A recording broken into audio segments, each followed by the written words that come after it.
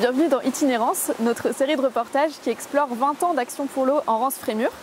Nous sommes aujourd'hui à l'Enrelat, le long de la Rance, dans sa partie amont, pour aller rencontrer Bruno Ricard. Bonjour Monsieur Ricard. Bonjour. Monsieur Ricard, vous êtes maire de la commune de Lanvalet. Vous êtes aussi l'actuel président de la commission locale de l'eau.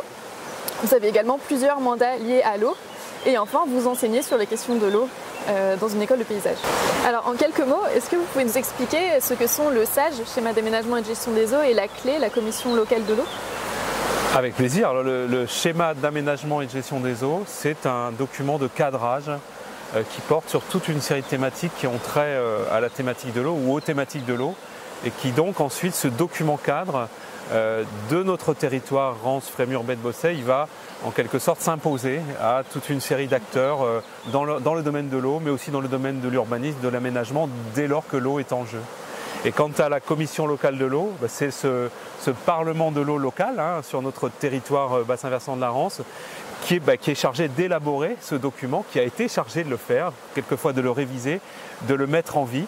Et c'est une assemblée qui est composée d'une 60aine de personnes, des élus locaux, également des représentants de différentes administrations et des représentants qu'on appelle usagers, mais c'est un terme assez large où il va y avoir des représentants qui peuvent être du monde de l'agriculture bien sûr, du monde de certaines activités économiques, mais aussi du monde associatif.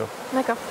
Et alors, pour bien comprendre, quel est le rôle de la CLE dans un paysage où il y a en fait beaucoup d'acteurs publics qui travaillent sur les questions environnementales ou les questions de politique publique? Alors effectivement, la commission locale de l'eau, elle n'a pas de rôle opérationnel. Elle n'est pas sur le terrain en action à faire des travaux directement. Ça, c'est la partie des collectivités locales, beaucoup des communes ou de plus en plus des intercommunalités aussi dans le domaine de l'eau, de l'assainissement, du grand cycle de l'eau, GEMAPI, etc. C'est là que se passe opérationnel. Alors qu'est-ce que vient faire la commission locale de l'eau en plus? Son intérêt ou sa raison d'être, c'est que, on en a la preuve derrière nous là, le cycle de l'eau, à un moment donné, il passe par la rivière. Et donc, on doit être dans nos actions, on doit être en cohérence avec ce qu'est la rivière, avec ce qui coule et qui dépend de l'ensemble de son bassin versant.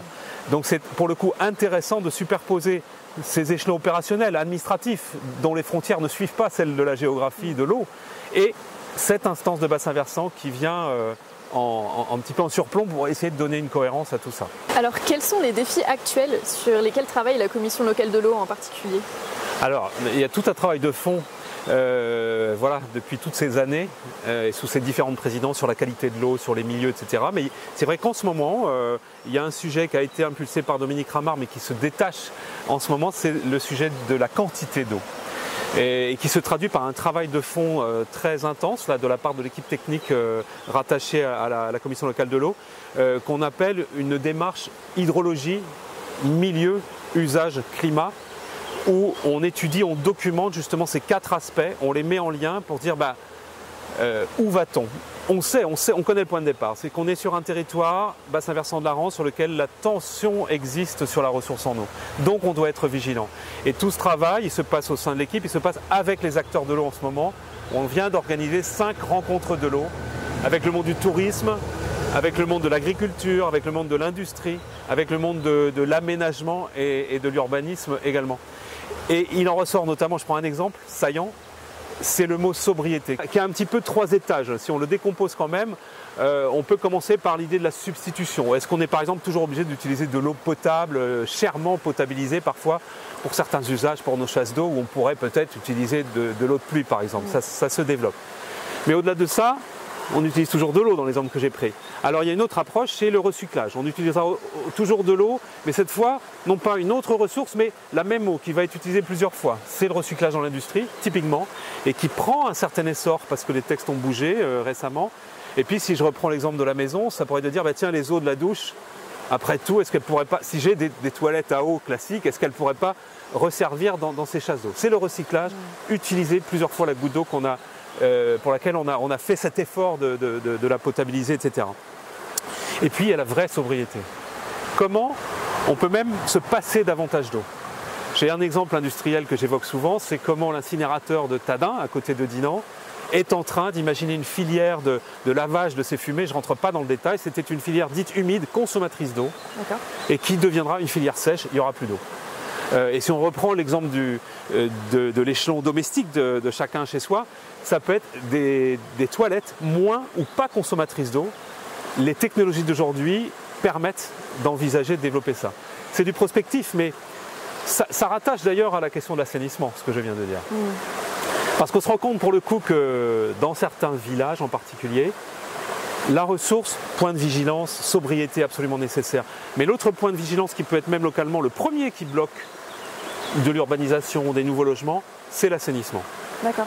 On a des rivières, parfois beaucoup plus petites que la Rance ici qu'on a sous les yeux, et qui peuvent avoir du mal à encaisser une eau même très bien épurée par la station d'épuration. Le milieu est mis en difficulté. Là, ce cours d'eau-là est mis en difficulté. Et peut-être, on l'a vu à l'été 2022, à un moment donné, il n'y a plus d'eau dedans. Donc là aussi, avec le modèle actuel, si on ne change rien, on pourrait être en limite. Et c'est pour ça qu'on va trouver peut-être des pistes, plutôt que de dire c'est fichu, on ne peut plus accueillir de population. On peut peut-être accueillir de la population, on a envie de le faire, mais il va falloir revisiter les modèles. L'assainissement est un bon exemple sur lequel on peut imaginer de l'assainissement moins consommateur d'eau. Est-ce que vous avez un petit mot de conclusion?